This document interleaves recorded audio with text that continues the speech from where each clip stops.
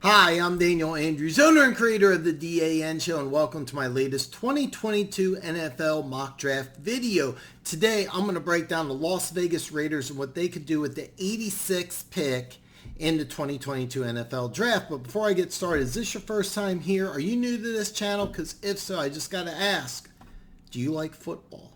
Are you a draft junkie? Because if so, welcome home. You're in the right place. Go ahead, hit that subscribe button. Join the growing community of draft junkies and football fans that want to talk football 365 days out of the year. Now, what do the Las Vegas Raiders do at pick number 86? Just in case you're not aware, the Raiders this offseason hired former Patriots offensive coordinator Josh McDaniels and then hired Dave Ziegler from the Patriots front office. I believe he was a director of pro scouting.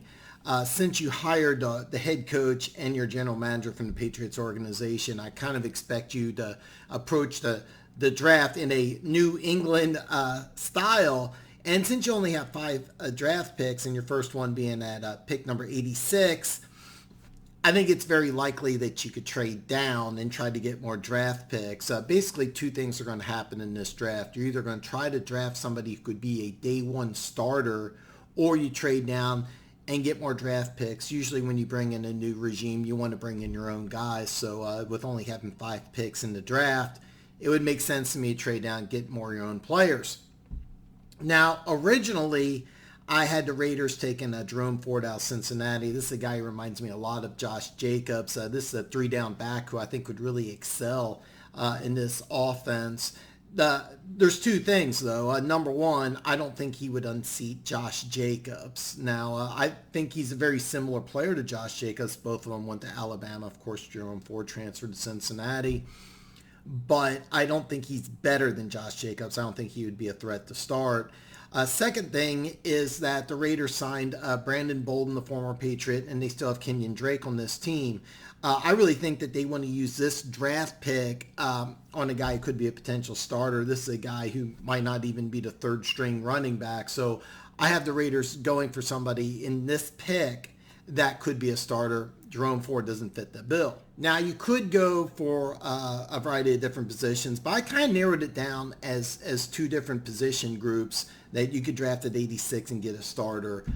First is the offensive line, and a player who I think could be a day one starter is Sean Rhine, the UCLA left tackle. Now, I believe the plan is for first round pick last year, Alex Leatherwood, to return to the right tackle position. They moved him inside.